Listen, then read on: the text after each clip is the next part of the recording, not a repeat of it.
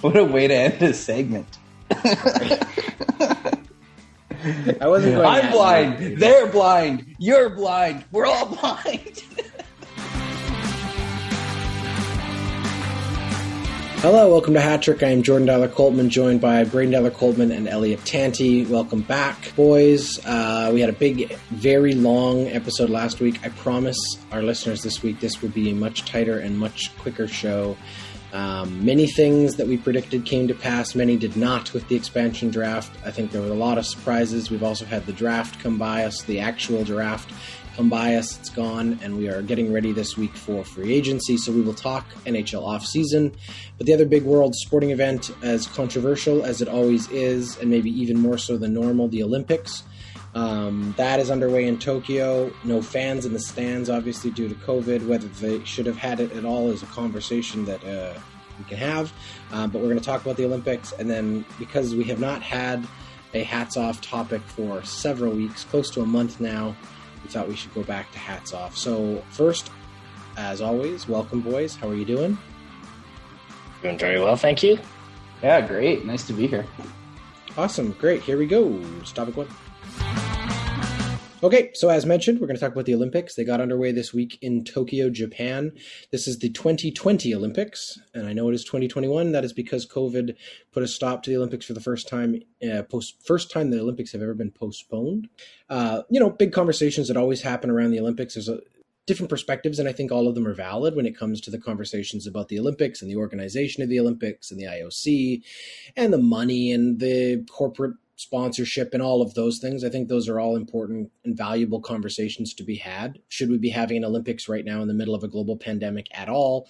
And obviously, should Japan be having an Olympics when it's pretty clear that the Japanese people en masse have stated they're not in support of the games being there right now? They're having a big COVID the pandemic is very much still in effect in Japan. Very few people have gotten vaccinated. So, all those conversations are fair, and we can definitely open the floor up to those when we do this here in a second. But what I want to also just point out, and I think is valuable to another perspective to bring to it, is I think it's also important to think about the athletes. And many of these people, very young people who have dedicated their entire lives to this point, training and competing in sports that they clearly care a lot about, and you can't take that part away from it. You have to sort of separate those two things. I think the corporate intercontinental structure of the IOC and the Olympics as a movement or whatever, and then the actual individual athletes, their families, the dedication that those athletes have. No one can deny that part of it, and those are two different things. So for me personally, I always look at the Olympics, and I do always have huge respect for the athletes, and I want to offer that up, and we'll talk a little bit about them too. But basically, we're just going to talk about the Olympics as we start. We're in week one of it. It'll be for the next 2 weeks. No fans in the stands, as I mentioned, but it's really a TV show anyway. Elliott, what are your initial feelings, and have you been watching any of the Olympics so far? Wow, you've done a great job of just talking through the exact point that I was going to make, which is I'm feeling this moral dilemma around, everything in my being believing that these Olympics should not be taking place, but also caring deeply for the sacrifices made. Many of these athletes, they only get to do this so many times, sometimes only even once. And to have the Olympics taken away from them or even delayed has put a significant strain on their personal lives, their professional lives, and obviously their athletic lives too. So, I similarly in a place where I'm trying to balance two different worlds. I guess if I'm looking for an original point here, I'll talk about, these new events that have been brought into the Olympics this year. I think it was really smart by the IOC. I think they've gone about this in a really clever way. I was, watching skateboarding yesterday and today. I watched the beginning of surfing, which was about as boring as I thought it might be. And looking forward to some of the, rock climbing events later on in the week. So, it's interesting that they're expanding their horizons, and the IOC is always interested in doing that. But just like any new sports, like you saw a very large discrepancy in between the male and female skateboarders, for example, in terms of what they were doing and just the dedication and the amount of money and time and effort that have gone into men's sports versus women's sports. And it's a great articulation of that. So excited about the new things, and still stuck in this moral dilemma. Not sure that I have an answer for you. Braydon? Yeah, I'm kind of with Elliott, just in the sense that I mean, growing up as a passionate sports fan and a proud Canadian, whatever that meant to me at the time, the Olympics hold such high reverence, and there's this, this importance to it, and it only comes around every 4 years. And, the pride that these athletes, give their country. And there's something just so awesome about the globalization of an event like this. But just, the dilemma being how this whole thing has played out in Japan with no fans, it getting pushed back a year, them saying this is not a safe time to even hold something like this. The IOC saying tough bananas, you're going to have to do it. And then Japan saying, okay, well, we're not going to have fans. And the whole event in itself is, just the controversy around that and how people feel about it. I'm sure it's weird for these athletes to not have fans, as it has been probably for many of their other events that they've taken place in. But the discrepancy that Elliott was just mentioning with, the male sports to the female sports. I sent Jordan something this week here with the Norwegian women's beach handball team fined for refusing to wear bikinis. Like, this is such a problem, and yet this is still what we're talking about when it comes to, like, it's so frustrating. It's very baffling that just that organization is allowing that kind of a thing to. The decision making just seems so far fetched to me, but I don't know. I think you're right. I think that there's that, but that's what the Olympics always ends up being, is this sort of weird contradiction of, this pure idea of bringing the nations of the world together in, a friendly competition. And then the fact that to be able to afford that in the modern world, the amount of corporate dollars, the amount of corporate endorsements is really what the event is. It's a giant advertising and marketing campaign. It's why, I remember joking very early last year, pre, NBA and NHL shutdown, but like the 2 or 3 weeks leading to that, when there was so much uncertainty about what COVID was going to be, and everyone sort of going, oh, maybe they'll have to postpone the Olympics. And I remember joking and saying, there's not a chance in hell they'll postpone the Olympics. It's the biggest TV show in the world. And they did postpone it, but a year later they're still having it because it is still the biggest TV show in the world. The ad revenue and money that is pouring into, all of the interested parties is a huge part of it. So yeah, it doesn't surprise me that corporations that have invested so much money in sponsoring apparel and sponsoring whatever else is part of it. I mean, down to the fact that literally the United States underwear provider is Kim Kardashian. Like, there's just something so silly about the entire structure. However, as I think Elliott also very much articulated, there is this contradiction. There is still this sporting event occurring, and it is a beautiful idea of having all of these people, and there are so many unique sports that, especially in North America, we never get a chance to experience and really get to watch. And they're amazing. Watching this, I'm not a skateboarding fan. I'm sure I could watch the X Games or whatever and see that, but I sat for 45 minutes this afternoon and watched them. When do we ever watch competitive swimming outside of an Olympiad year? Nobody, unless you're a former swimmer or something, you just don't do it. And yet I watched twice already Canadians win medals in swimming, and I get excited when I get the little alert on my phone from the CBC app saying, hey, there's a final going on. I'm like, oh, cool, let's watch it. And I think, it's a safe and it's a fair way for, I think, a lot of people to express their patriotism. I think a lot less nowadays than maybe a few years ago, and that's a bigger conversation about where we're at, and we know that, but I think that there is just, I don't know, it's a big bundle of contradictions. It just doesn't hold my attention the way that it once did either. Like, I just, unless you really care about the sport in itself, I'm not as engaged as I once was. Well, here's the greatest contradiction of all. So Braydon brings up this excellent story and excellent point about women's apparel and volleyball. Yet, for many people, they will watch women's sports once every 2 years, and it's during the winter and summer Olympics. Games. It's sort of like that is the contradiction of itself in so many ways. That manifests so much of that contradiction. Mm-hmm. Larisse pointed out something very funny, and it's sort of a flip side of it. She said, I think there's only one sport in the world where men wear less clothing than women, and it's swimming. because the men are the ones in that sport where they're basically naked. But I just don't understand. Again, with that, like I get uniform and I get jersey, but that there's something about that it seems really fucked up. Like with a close it's fit called sexism cut on an upward angle. Like it's called that sexism description. Yeah, that's a problem. Yeah, no shit. It's a problem. It's a problem in every other part of our society. I think it's just and so blatant. How does an organization of that magnitude carry that?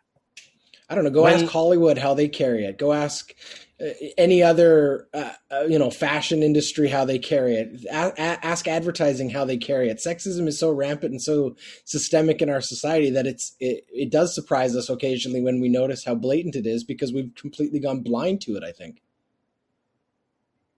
Anyway, yeah. I guess that'll be topic 1. We'll leave it there. Do you or someone you know own a small business? Are you looking to grow or to reach new customers? Hey, why not let us help? Hattrick is looking for unique brands, businesses, and products to advertise on our show.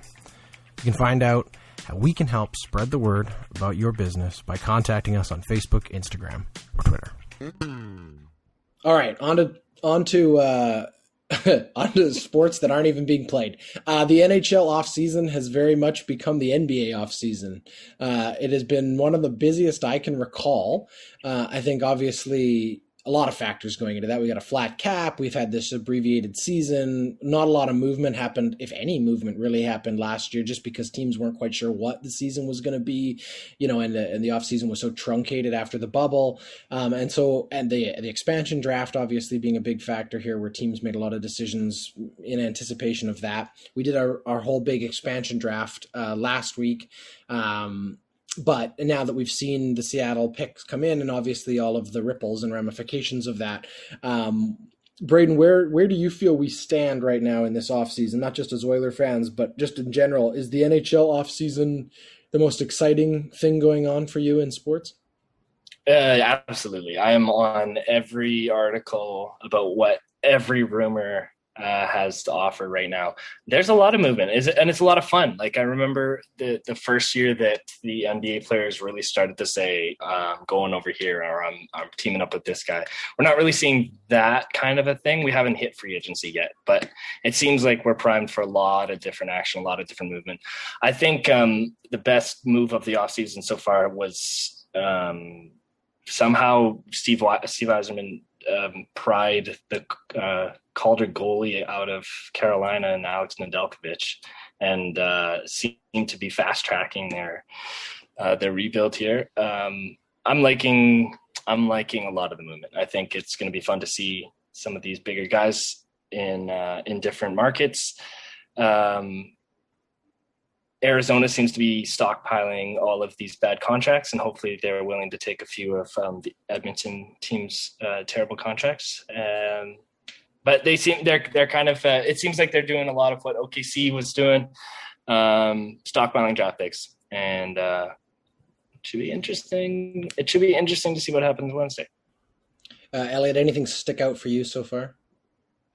Man, I just love this. I think every year we should have a new team come into the league and the salary cap should remain flat. I mean, it's like makes it way more fun and way more interesting as a fan.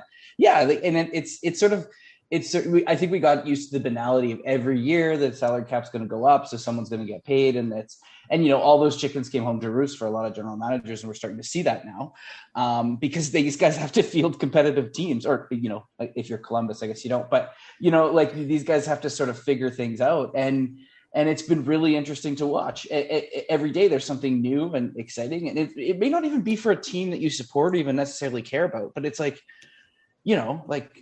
Jones to Chicago. That was like a huge deal. That's like something interesting to take note of. I did take a jab at CBJ, but I love how Columbus, I love Columbus. And I understand why so many people's second favorite team is Columbus, because the way they operate, it's just like, there's no like halfway mark. It's just like, we're in rebuild now, let's just sell off our team.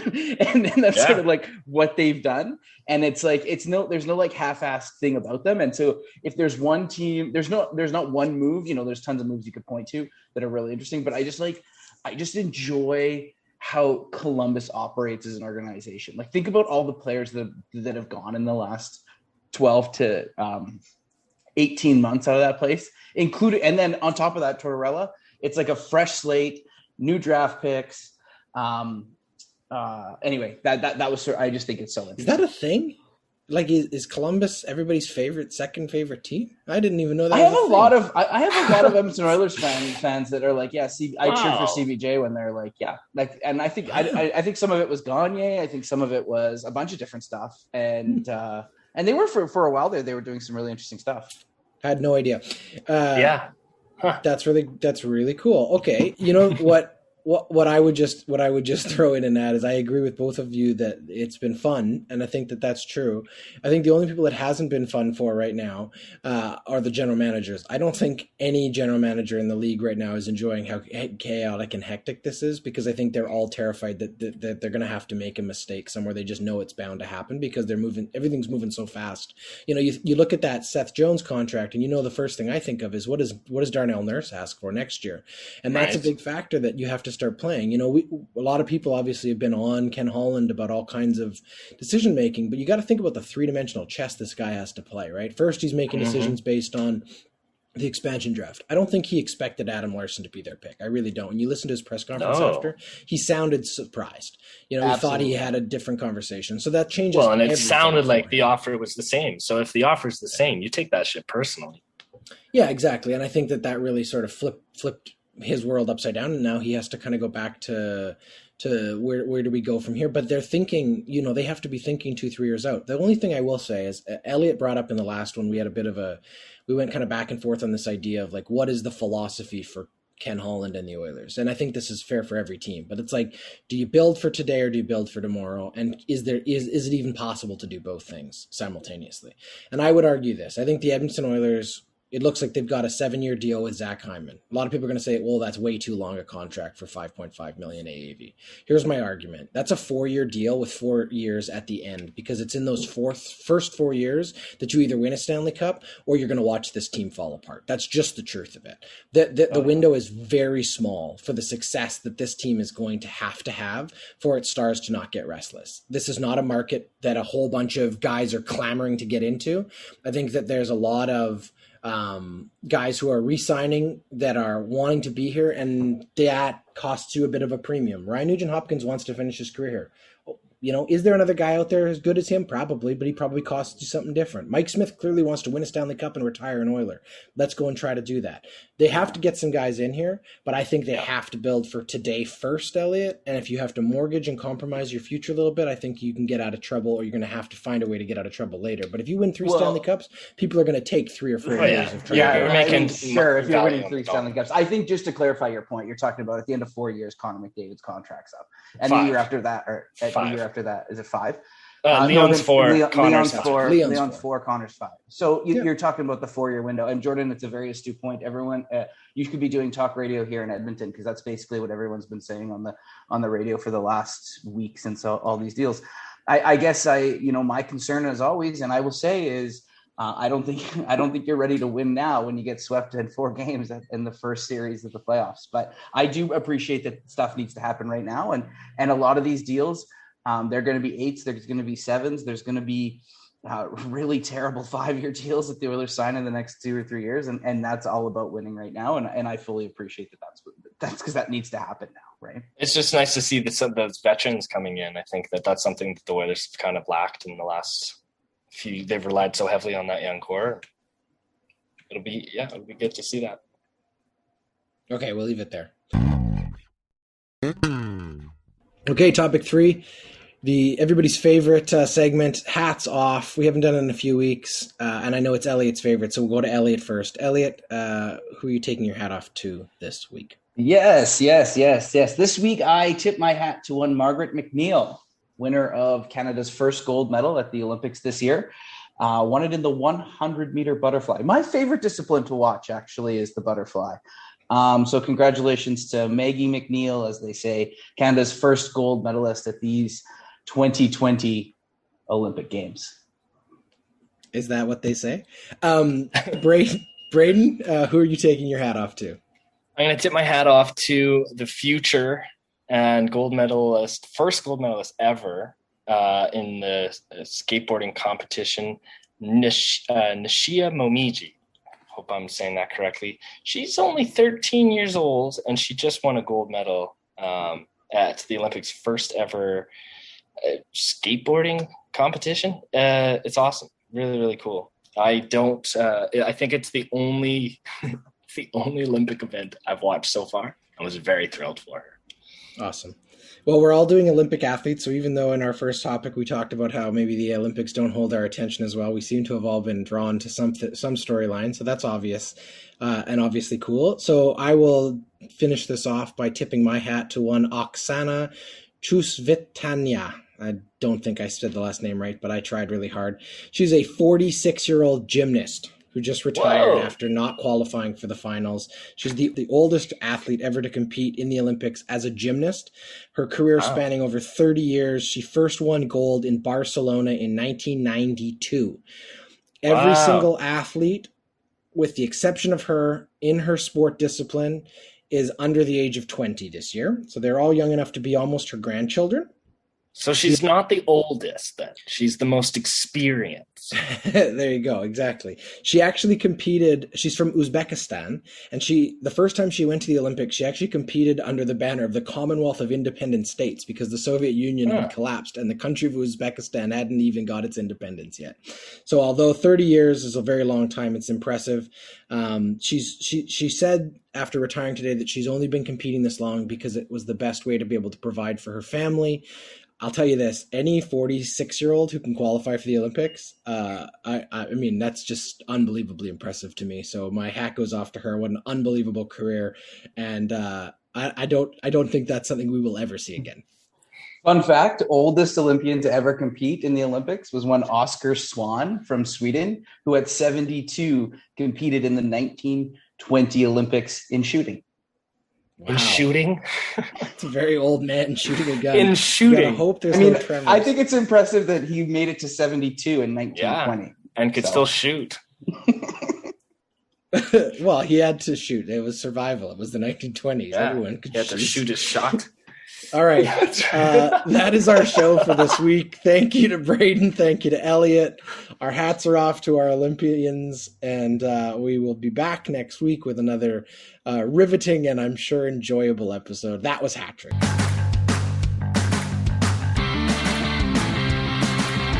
Hat Trick is a member of the Ordinary Podcasting Network. It's produced every week by Jordan Dowler-Coltman and Braydon Dowler-Coltman. You can follow us on Instagram, Twitter, and Facebook.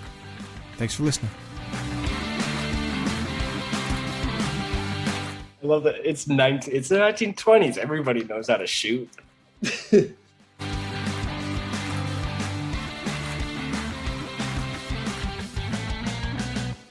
The Ordinary Podcasting Network wishes to acknowledge that the lands on which our conversations take place include Treaty 6 territory, the traditional meeting ground and home for many indigenous peoples, including the Cree, Dene, Saulteaux, Blackfoot, Métis, and the Nakota Sioux peoples, as well as the unceded territories of the Coast Salish peoples, including the territories of the Musqueam, Squamish, and Tsleil-Waututh nations. We acknowledge the many First Nations, Métis, and Inuit whose footsteps have marked these lands for generations. And we extend our appreciation for the opportunity to live, create, and share stories on these territories. The Ordinary Podcasting Network intends to engage in conversations and dialogue which acknowledge that reconciliation is not a destination, but a journey, and that we remain committed to practicing our craft in a decolonized space.